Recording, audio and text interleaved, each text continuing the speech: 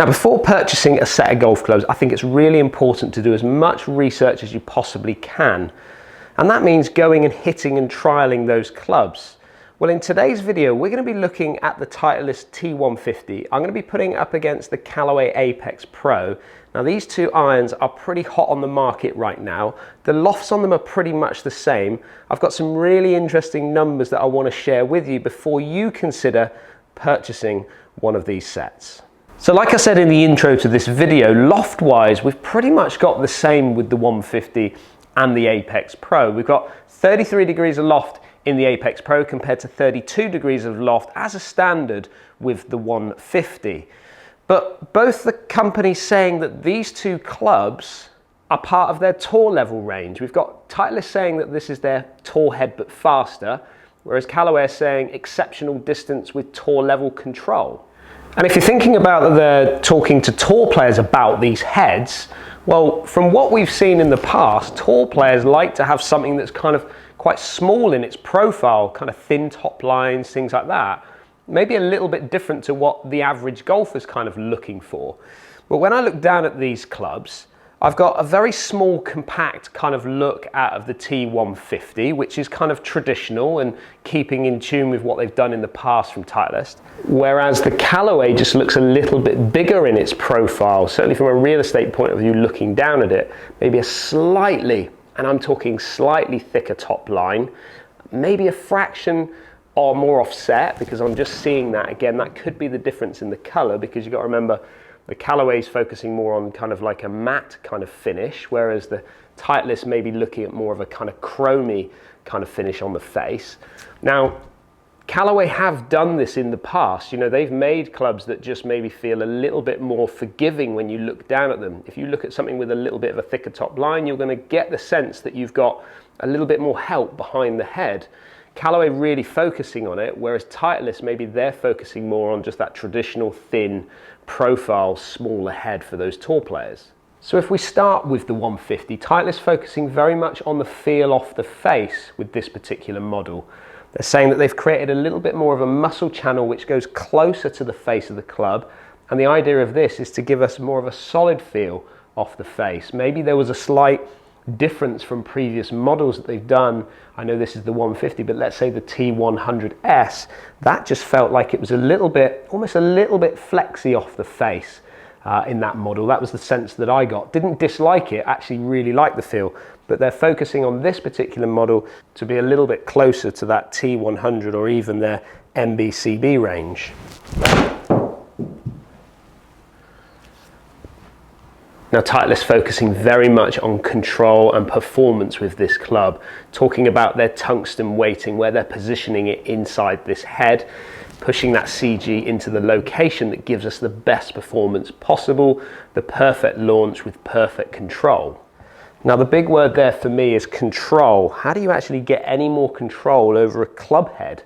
Now, that obviously comes down to the swing that we're putting onto this club, but also they can help by improving the MOI. And again, talking about that tungsten weighting, positioning it in the right places of the head, they're able to make this club just a little bit more forgiving with those off-centered strikes.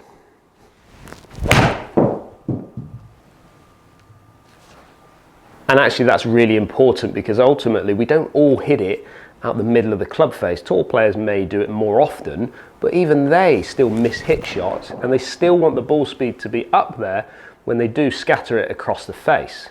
And I mentioned it earlier, but we talked about how compact and small this head kind of looks in comparison to the Callaway. But Titleist have focused on that. They've spoken to their tour players to see what they like the look of. You know, what does that front leading edge look like with regards to the offset? How does that top line look in their eye? All really, really important parts when it comes to designing golf clubs. And the last thing to mention is the sole of the club. A really important part of any club design is how this club performs in and out of the turf. Now, Titleist saying that they've created a variable bounce sole, which you can find in the T100, the T150 and their T200 models. And the idea of this is that they've sort of just quietened off the back edge to allow that club to go in the turf and out the turf in the most efficient possible way. Now personally, when I've tested this, I've had to get onto kind of links courses, or even when I've gone to Woburn at the testing centre there, where the turf is absolutely superb, I really get the sense of it. If I'm playing lots of kind of parkland golf courses and soft ground conditions, I'm not necessarily sensing that sole, but what they're saying is it's definitely helping with getting that club in and out quickly to give you the best performance. Now moving on to the Apex Pro iron, the big difference that we have to consider when comparing these two clubs, even though the lofts are very much the same, is actually the Callaway is a hollow body construction. However, Callaway have considered this, and for the first time ever, they've created a forged face and a carbon steel forged frame, put it together, and they've got these microspheres that go inside the head to dampen the sound, dampen the feel, to give us that premium feel that tour players want, which is why this club has gone into their tour range. Now, when I mentioned about Titleist earlier, speaking to their tour players about how their clubs perform, Callaway are no different. They're going to speak to their tour players as well to see what they want to see from the clubs. Well, one thing tour players don't want to see is too much springing off the club face. They want control, they want consistency off the club face. When you get a hollow body construction design club, you sometimes get that little bit of springing off the face. Well, tour players don't really want that, so what Callaway have done is they've created a progressive face. They've got cut face in their kind of longer clubs to get good ball speed, get that ball launching up in the air quicker, giving us a steeper descent angle for control into the greens, whereas they've created a forged face plate on the shorter clubs to give us control and a solid feel in that scoring zone. And I mentioned earlier that Titleist have focused on their sole. Well, we've got a dynamic sole design in the Callaway head that basically says that we're getting more efficiency when we go in and out of the turf. They've kind of softened the leading edge, soften the trailing edge to make it as efficient as possible when we get that club digging into the ground.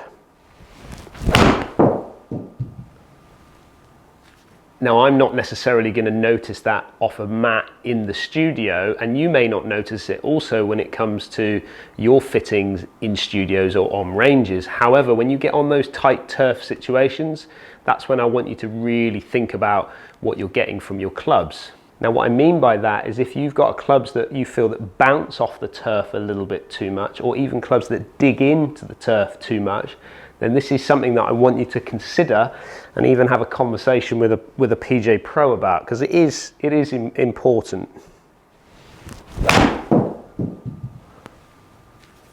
Now, with all that tech talk, let's have a look at the numbers of what both these clubs are giving me. So looking at the Apex Pro and the ball speed to kick us off, 116.7 mile an hour off the face compared to 119.7 out of the T150. So gaining a little bit more of that speed out of that T150, but considering the fact that we've got 1 degree less loft from the Titleist. But if we look at launch, we're getting 18.8 degrees out of the Apex compared to 19 out of the Titleist. And again, think about the loft on the club, a little bit lower out that Titleist, but being able to push that ball off the club face just that little bit hotter and a little bit higher. Not a lot in it, to be fair.